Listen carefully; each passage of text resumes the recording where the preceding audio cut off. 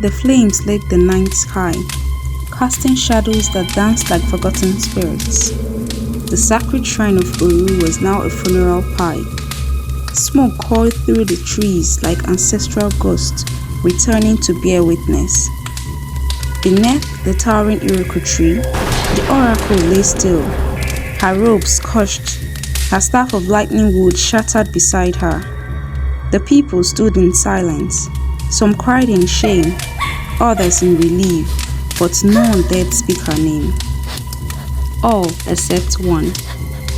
Prince Ikenna knelt beside her, blood and ash on his hands, eyes lost in the glow of a dying fire. In his trembling fingers was a burnt scroll, edges coiled like claws. He read the last remaining lines aloud, his voice hollow.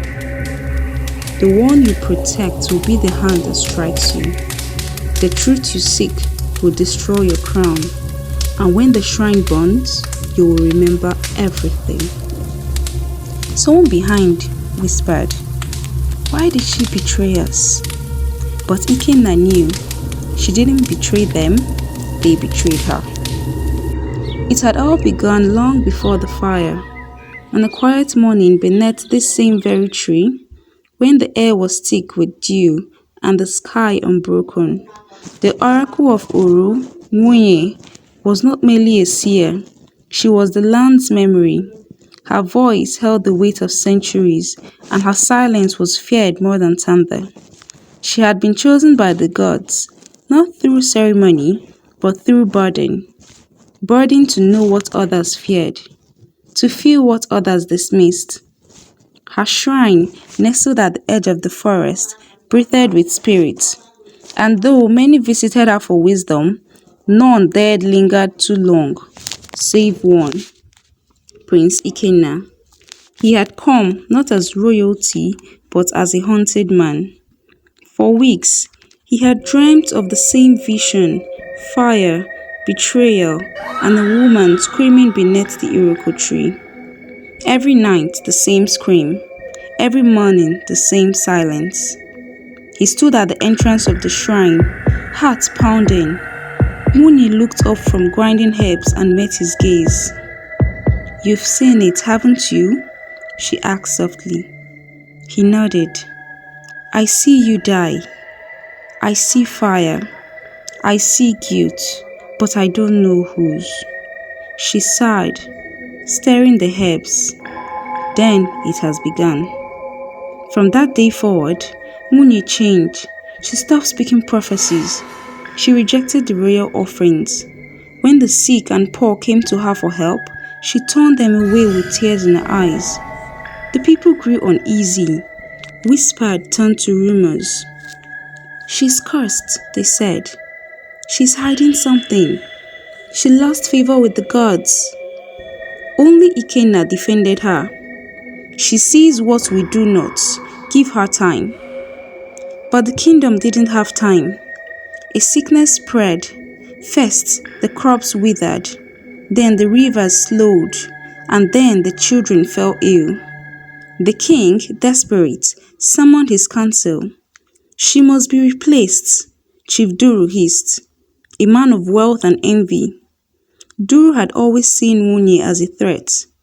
"Let us anoint a new oracle, one who speaks." But the gods chose the oracle, Queen Amaka said. "Then let us help the gods choose." And so the seeds of betrayal were sown. In secret, Duru prepared a girl named Adaeze, an orphan of beauty and ambition. She had once studied Nwunye from afar, mimicking her gestures, learning her chants, memorizing the sacred texts she had once believed. The time had hardened her. The god had passed her by, and she would not be passed by again. With Duru's guidance, she became a vessel, not of prophecy, but of performance. In the forest, Nwunye felt the shifts in the wind. "They move against me," she said to Ikenna. "Then let me protect you." "You cannot protect me from prophecy, only from yourself." "I would never betray you," She handed him a scroll sealed in red wax. Burn this when the shrine burns, not before. He didn't understand, but he took it. The trial came quickly. It was declared that the gods would judge between two oracles. Side by side, Nwunye and Adaeze called upon the spirits.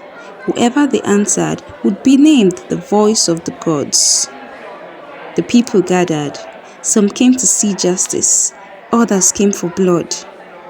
Adaeze stood in white, her hair adorned with cowries, her eyes painted in mimicry of Nwunye's sacred marks. She smiled gently, but her hands trembled ever so slightly. Nwunye stood silent. The ritual began.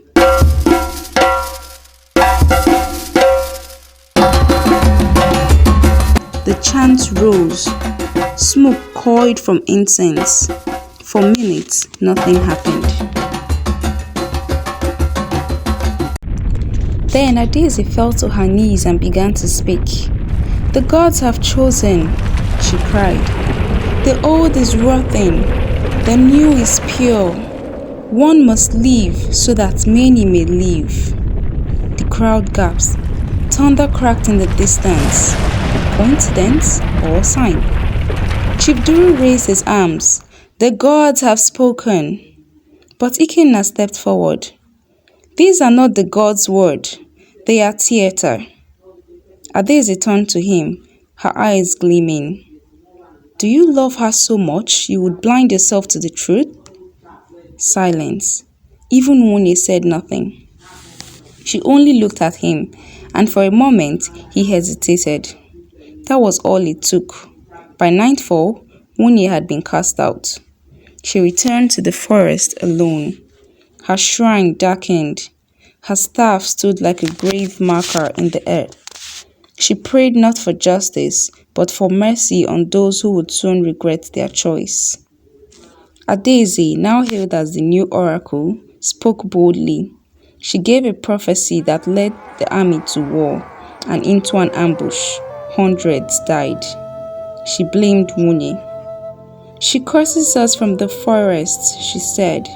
"She bleeds our crops. She poisons our children." And many believed, except Ikenna.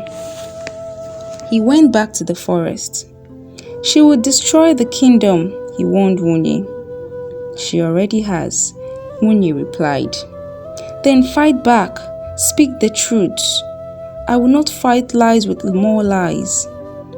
He begged her to return. She refused. Then she handed him another scroll. "This one," she said softly, "is for you." 3 days before the fire, the king grew ill. His tongue blackened. His dreams were filled with birds of ash. On his deathbed, he called for Ikenna. "I knew," he whispered. "I knew she was true. But truth is dangerous. Even kings must fear it." Then he died, leaving behind a throne made of silence. That same night, Adaeze sat alone in the shrine, stroking the feathers of a red bird that perched near her window. A rare bird, a spirit bird. It only came when a false prophecy was spoken. She felt it then, doubt, a silver of guilt. She remembered being a girl, watching Nwunye speak to the rain, listening to the forest. She had once believed, but belief had not given her powers. Lies had. Still, the bird did not blink. When the fire began, no one knew who lit it. Some say it was a villager who had lost their child. Some say it was Adaeze herself. Others whispered that it was Nwunye, choosing her own end before the false one could bury her. Ikenna arrived too late. He found Nwunye lying beneath the iroko tree, her robe scorched, the sacred staff broken. She looked up at him, not with anger, but peace. "Now," she whispered, "you remember." She pressed the final scroll into his palm. "When the shrine burns, you will remember everything." He did. He remembered the childhood day when he had fallen into a river and a woman in white had pulled him out. She sang on to calm his fear and told him, "One day you will save me, not from death, but from being forgotten." He wept. The scroll in his hand burned as he read it aloud. The people gathered, hearing the words they had tried to silence. "The one you will protect will be the hand that strikes you. The truth you seek will destroy your crown. And when the shrine burns, you will remember everything." The people lowered their heads. Adeze fled that night, vanishing into the forest. Ikenna never sat on the throne. Instead, he rebuilt the shrine, not to speak to the gods, but to remember them. And every year, during the festival of fire, he gathered the people beneath the Iroko tree and began with the same words. They say the oracle betrayed us, but the truth is we betrayed her. And so the circle remained unbroken, for fire cleanses, but memory burns forever.